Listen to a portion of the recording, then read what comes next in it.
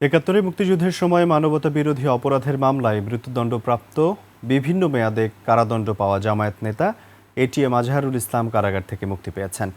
সকাল ৯টা ৫ মিনিটে বাংলাদেশ মেডিকেল বিশ্ববিদ্যালয়ে ভর্তি অবস্থায় ঢাকা কেন্দ্রীয় কারাগার থেকে তাকে মুক্তি দেওয়া হয়।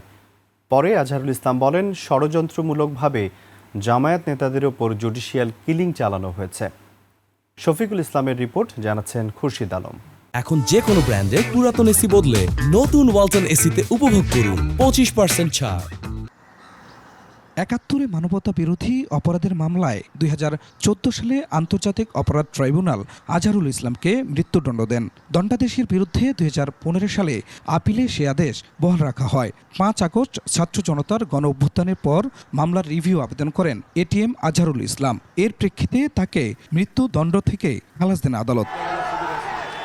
আইনি প্রক্রিয়া শেষে বুধবার বাংলাদেশ মেডিকেল বিশ্ববিদ্যালয় থেকে মুক্ত হন তিনি। জামায়াত আমির ডাক্তার শফিকুর রহমান এটিএম আজহারুল ইসলামকে নিয়ে হাসপাতাল থেকে বের হন। শুভেচ্ছা জানাতে হাসপাতালের বাইরে অপেক্ষায় ছিলেন হাজারো নেতাকর্মী। পরে আজহারুল ইসলামকে নিয়ে যাওয়া হয় শাহবাগ মোড়ে শুভেচ্ছা মঞ্চে। মিথ্যা অভিযোগে তাকে মৃত্যুদণ্ড দেয়া হয়েছে উল্লেখ করে আজহারুল ইসলাম বলেন, জামায়াত নেতাদের উপর জুডিশিয়াল কিলিং চালানো হয়েছে। আমার অতীতের আগের সরকারগুলো কিভাবে নির্মমভাবে আমাদের আগের ভাইদেরকে হত্যাকাণ্ডের মাধ্যমে তাদের দুনিয়া থেকে বিদায় করেছে। এই জুডিশিয়াল কিলিংয়ের সাথে জড়িতদের বিচার দাবি করেন তিনি। এতদিন ন্যায় বিচার ছিল না, আদালতকে ব্যবহার করা হয়েছে। এই জন্য আশা করি আমরা সামনের দিনগুলোতে আমাদের আদালত জনগণের আশা আকাঙ্ক্ষা অনুযায়ী তারা জনগণের ন্যায় বিচার যাতে পায় সেই ব্যবস্থাই তারা করবেন। দলমত নির্বিশেষে সবাইকে ঐক্যবদ্ধ থাকার আহ্বান জানান জামায়াত আমির।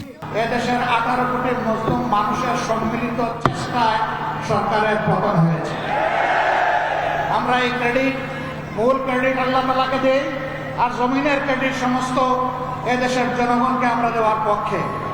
আমরা এক থাকবো, জাতির প্রয়োজনে এক পথে হাঁটবো। 2012 সালের 22 আগস্ট মগবাজারের বাসা থেকে গ্রেপ্তার হন জামায়াতে ইসলামীর সাবেক এই ভারপ্রাপ্ত secretary general. Khurshid Alam, 21 television, Dhaka.